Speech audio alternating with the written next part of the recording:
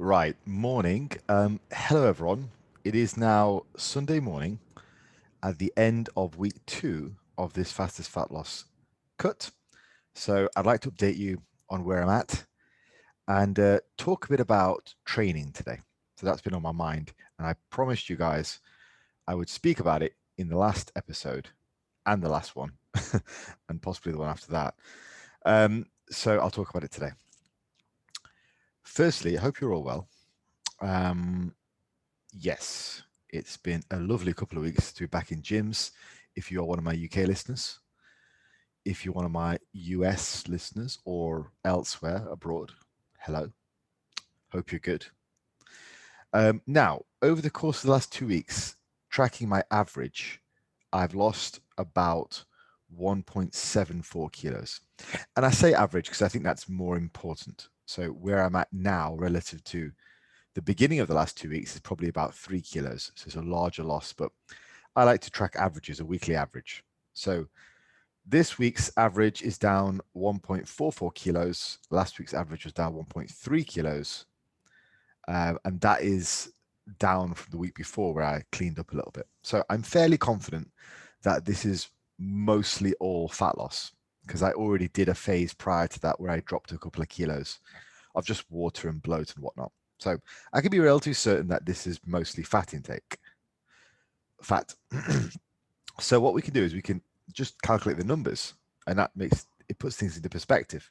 So 2.74 kilos. If we times that by 2.2, I'm doing this live right now. I've not done this before, so we'll see if it gets the result. I think it will. Yeah, it's about 6 pounds of body fat. Now, if I take that and I times that by roughly 3,500, it gives me about 21,000 calories that I've burnt off over the last 2 weeks. So if you divide that by 14, we get 1,500. So I've been in an approximate deficit of about 1,500 calories every day, which I would say is about right. Yes, I would say that's about right. Since my caloric intake has been, not that I've been counting, but it's been roughly about 1,200. I say not counting, I don't count on a daily basis, but I calculated about a few days into it what I was eating, and I've kept it roughly there. Talking of which, I want to do an episode on what I eat on these days as well, which I think will be useful for you guys.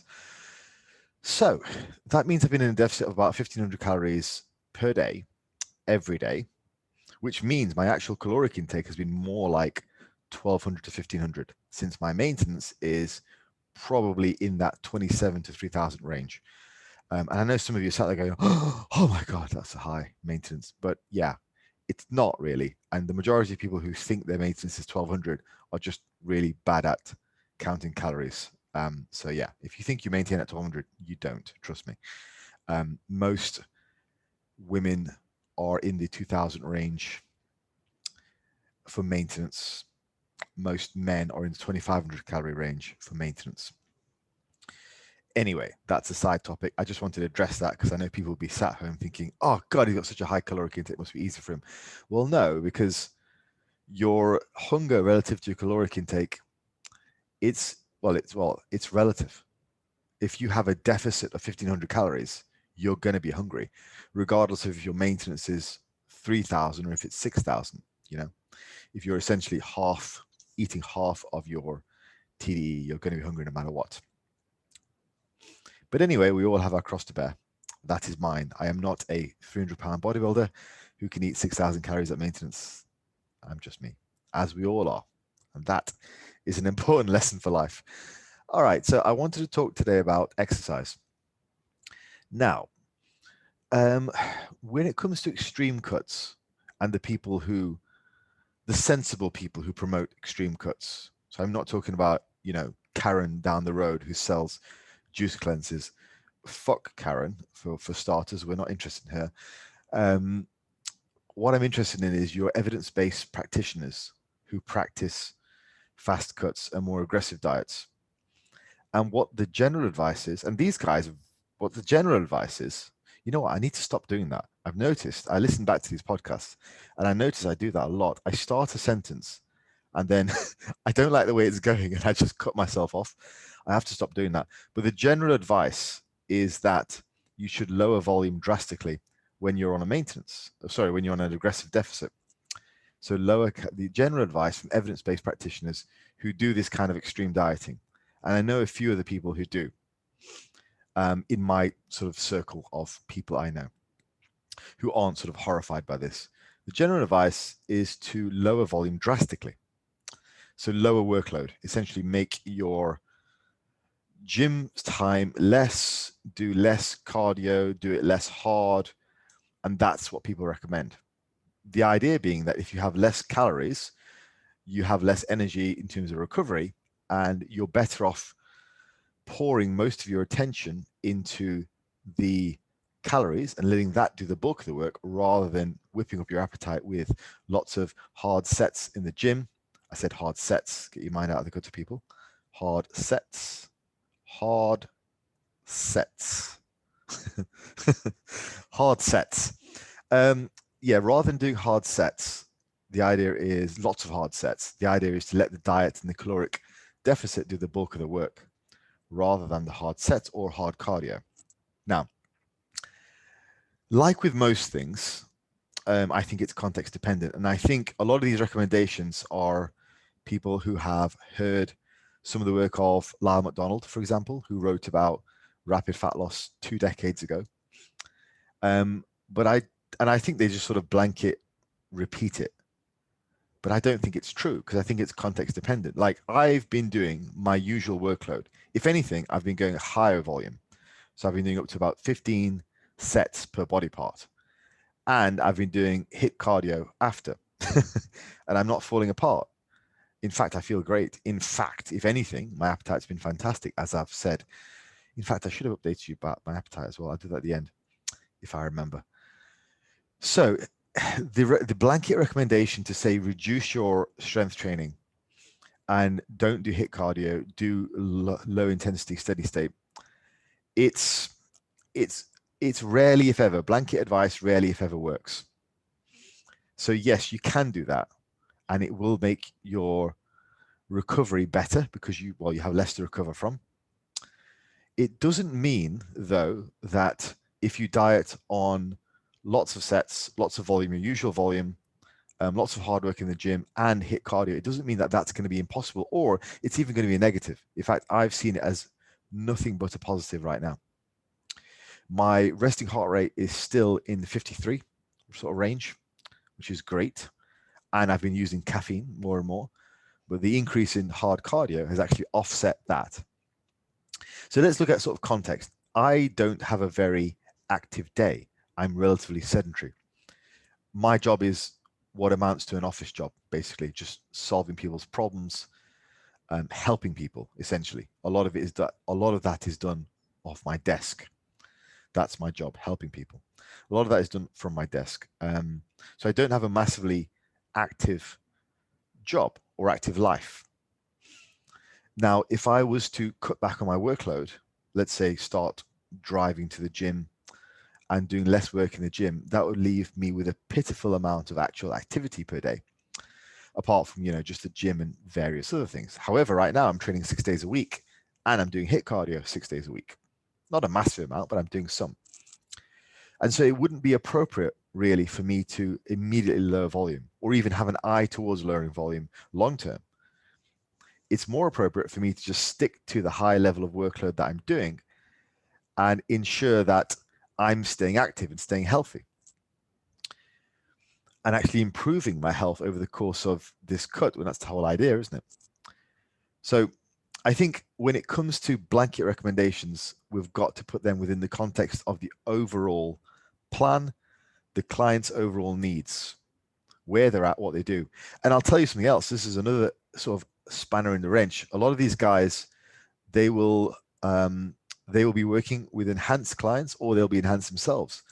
And it's quite a sad story, really, because there is a local coach around here who's had various heart problems, and he's only young. He's only about 30 odd. And he's precisely the kind of guy who would benefit from more HIIT cardio from rapid fat loss because he's still quite soft. I say he's a bodybuilding coach. He's competed, I think, once or twice. but he's smashed the hell out of the drugs, and he's basically got him to the point where he's got a permanent heart issue, and he's still smashing the drugs, and that is quite sad. It's really quite sad. It's almost like watching a drug addict. It's a train wreck.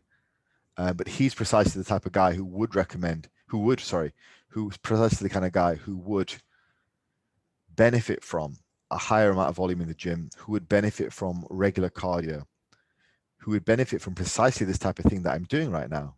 But his whole mindset is stuck in this low volume, recovery is everything type of way of being, which I think is completely counterproductive to where he needs to be. But he's another one of those guys who's married to his method. He's married to his sort of ideology rather than being married to results. He's also not actually improved physique-wise for years as well, and then suffered heart problems. And he's still young. He's in prime gaining time. Like, he could gain and gain very well if he followed something that I put together for him. For example, if he was as a natural, just get him down to a regular, what would be termed a natural dose, like a TRT dose. But anyway, this podcast was not supposed to be about that. It's just something that was brought to my attention. It's quite sad, really. And it is genuinely sad, because I hate to see anyone struggling in that way, particularly because a lot of it seems to be self-imposed and through a series of impulsions which go against what he needs to be doing. But anyway, going back to what I was talking about, exercise. If you do start something like this, then I would urge you not to just smash your volume to bits straight away. That's not wise. Evaluate, see how you get on, see how recovery is, see where you're at. Like, if anything, my volume has increased, mostly because the gyms are open again. So that's why it's increased. And my activity has certainly increased. I walk to the gym and back, which I consider to be quite a blessing. I'm able to do that. It's about a 20 to 25 minute walk. I listen to a podcast or something like that. And then once I get to the gym, I switch over to music and off I go. Right. There was one time actually where I continued listening to the podcast, and I'll give these guys a shout out. It was Brandon DeCruz and Abel Savai's podcast, the latest one, where they both collabed, and it was really good. So weirdly enough, I just ended up listening to those two while I was working out. There you go. Right. I will get back on topic. So summarize what I've said so far. 1, I'm down about 6 pounds in 2 weeks, which I think is mostly genuine fat loss based off the numbers, and I'm very pleased about that. I would say I've probably got about 10 pounds to go, which means it could take anywhere between 3 to 4 to 5 weeks of this type of dieting. And that's fine by me. Let's see what else. I also covered training and this idea that the knee-jerk recommendation from evidence-based practitioners is to reduce your volume either immediately or almost immediately after the beginning of a diet like this, more extreme cut. I don't think that's the wisest option, because I think it's context dependent, and I think you can eke out a little bit more for if you're able to recover from it, and you'll only know that if you actually try it. So rather than following somebody else's blanket recommendation, see for yourself, see where you end up, see where you're at. And in general, we're just coming out of a pandemic, so cardio and exercise in general should be plentiful. Also, if you are at risk of various issues, it's highly recommended that your volume in the gym is a little bit higher, so you're actually getting some work in the gym. Not that you should be using gym for cardio, but then if you're in that position, well, let's face it, your bodybuilding days are pretty much over at that stage, unless you're wanting to be very reckless. So work for health and enjoy a healthy life. Right. I'm going to leave it there. Can you guys please subscribe, share this around if you think this will be useful for people to follow my journey with the lessons included in between. Shares are really nice. Comments are good. 5-star reviews on iTunes are amazing. Please do that. That helps me out a lot. It helps me get the message out there, because there's a lot of crap out there. And if you like my work, it would be a nice gesture, and it's free to review. Yeah, that's the main thing, isn't it? Like, obviously I do this for work, but just to support my work, it's absolutely free. So throw a subscribe out there, throw a share out there, you know, throw a comment, a public comment. It is amazing how many people like watch my stories and devour my content without throwing so much as a like my way. So please do that. It helps out a lot. And you know what? It just makes me feel good too. So that's nice. You've made somebody feel nice for the day. Congratulations. All right. I will call it there, and I'll speak to you guys next time. Au revoir.